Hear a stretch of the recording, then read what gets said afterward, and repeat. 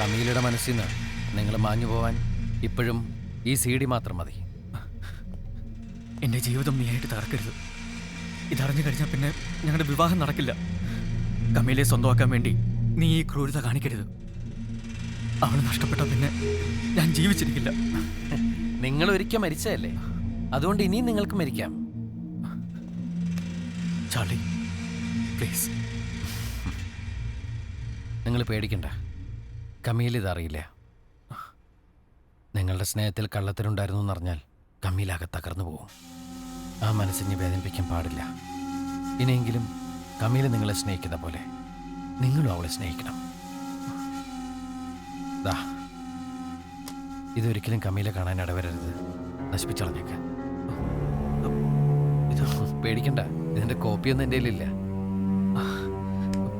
Thank you very much Charlie. Thank you.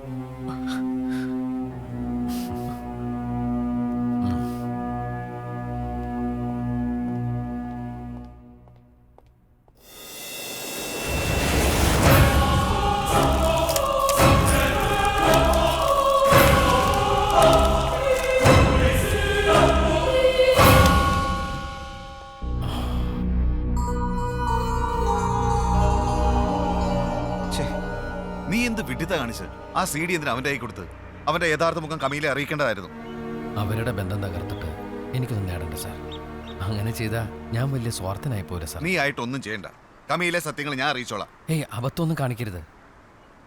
അങ്ങനെയായിരുന്നെങ്കിൽ എനിക്കത് ചെയ്യായിരുന്നല്ലോ. പിന്നെ ഈ തെറ്റിന് നേരെ ഞാനും കണ്ടടിച്ചു വെക്കണം.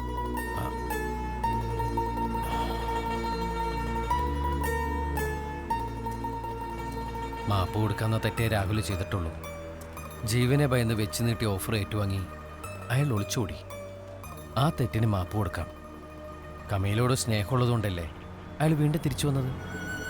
എന്നോട് കാണിച്ചിട്ടുള്ള ദേഷ്യം പോലും കമീലോടുള്ള സ്നേഹം കൊണ്ടല്ലേ. പിന്നെന്തിന് നമ്മളായിട്ട് ബന്ധം തകർക്കണം? കമീലയുടെ സന്തോഷവും നന്മയാണ് സാർ ഉദ്ദേശിക്കുന്നതെങ്കിൽ കമീൽ ഒരിക്കലും സത്യം അറിയരുത്.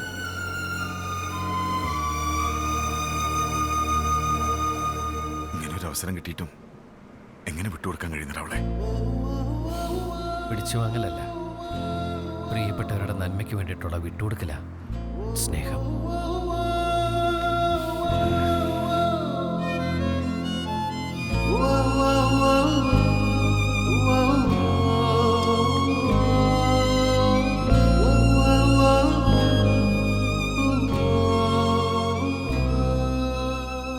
എന്താ മോളെ, എന്താ നിനക്ക് പറ്റിയത്?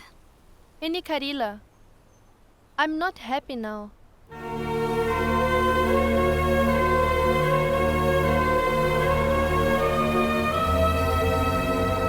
മേനോ, ഒഴിഞ്ഞ ഒരു സ്ഥലം നോക്കി വണ്ടിയൊന്നും നിർത്താമോ?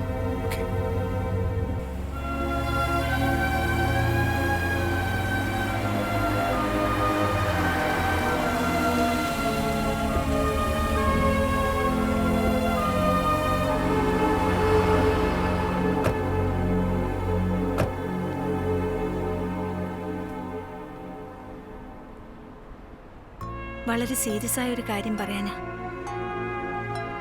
രാഹുലിന്റെ മാത്രമല്ല, കമീലയുടെ മനസ്സും ഇപ്പൊ അസ്വസ്ഥമാണ്.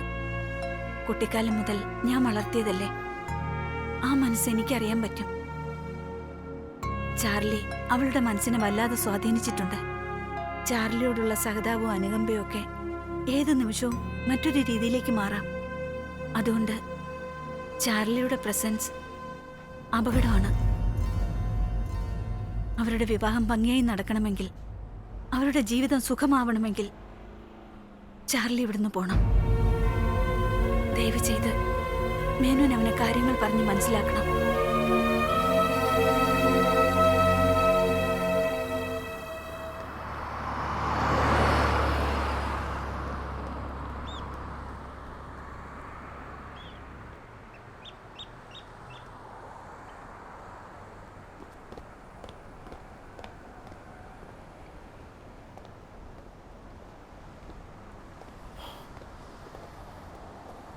എന്താ സാർ ഇങ്ങോട്ട് വരാൻ പറഞ്ഞത്?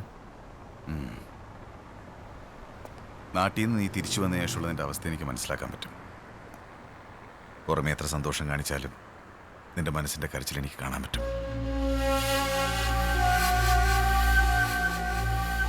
ഈ അവസ്ഥ എൻ്റെ ജീവിതത്തിൽ ഉണ്ടായിട്ടുണ്ട്. കുട്ടിക്കാലം മുതൽ പറഞ്ഞുറപ്പിച്ച പെണ്ണിനെ നഷ്ടപ്പെട്ടപ്പോൾ എൻ്റെ പ്രസൻസ് എല്ലാവർക്കും ഒരു ഭാരമായി തോന്നിയപ്പോൾ നാട് വിട്ടു ഡൽഹിക്ക്. നമ്മുടെ സാന്നിധ്യം മറ്റുള്ളവരുടെ സന്തോഷം കളയാൻ തോന്നുമ്പോൾ കാണിക്കുന്ന ഒരു പ്രായോഗിക ബുദ്ധി, ഒരു കോമൺ സെൻസ്. ഇപ്പം അത് കാണിക്കേണ്ട അവസ്ഥ നിനക്കും വന്നിരിക്കുക. മറ്റുള്ളവരുടെ സന്തോഷത്തിന് വേണ്ടി വലിയ ത്യാഗം ചെയ്യുന്ന ആളല്ലേ. ഈ ത്യാഗം കൂടെ അങ്ങ് ചെയ്തോ. നീ ഉള്ളതിപ്പം എല്ലാവർക്കും ഒരു സമാധാനക്കേടാ. എന്തിനാ അവരുടെ മുമ്പിൽ നീ ഇങ്ങനെ വീർപ്പുകൊണ്ടിരിക്കുന്ന? പോയിക്കോ, എങ്ങോട്ടെങ്കിലും പോയിക്കോ. വെറുതെ നിന്റെ മുഖം കാണുമ്പോൾ ബാക്കിയുള്ളവരും. സാർ എന്തിനാ വിഷമിക്കണേ? ഇത് ഞാനായിട്ട് തന്നെ അങ്ങോട്ട് പറയേണ്ട കാര്യമായിരുന്നു. ആലോചിക്കഴിഞ്ഞിട്ടല്ല, പ്രാരാബ്ദത്തിൻ്റെ കാര്യം ഓർത്തിട്ട് ഞാനത് മനഃപൂർവ്വം മറന്നുകളഞ്ഞതാ. ആരുടെ ജീവിതത്തിനും ഞാനൊരു തടസ്സാവില്ല. ഞാൻ പൊക്കോളാം സാർ. അവരുടെ എൻഗേജ്മെൻ്റ് കഴിഞ്ഞിട്ട് ഞാൻ പൊക്കോളാം. അതൊരു പാചകക്കാരൻ്റെ അവകാശ. പ്രണയം വിട്ടൊഴിഞ്ഞു പോകുന്നവൻ്റെ അവസാനത്തെ അത്താഴവും.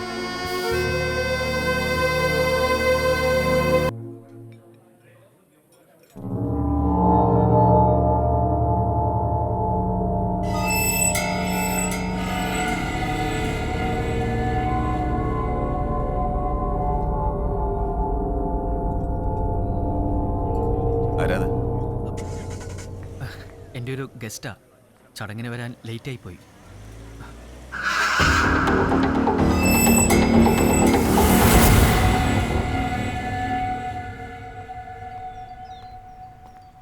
ഇത് നിങ്ങളുടെ കല്യാണത്തിനുള്ള ഗിഫ്റ്റാ.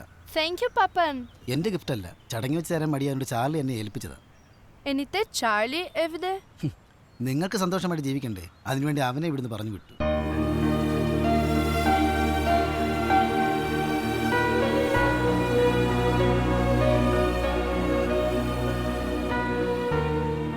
Engineer cruelty canocide. What did Charlie do? You are all making mistakes again and again. എല്ലാവരുടെയും നന്മയ്ക്ക് വേണ്ടി എനിക്കത് ചെയ്യേണ്ടി വന്നു. അവനെ പറഞ്ഞു വിട്ടതിൽ എനിക്കും വിഷമമുണ്ട്.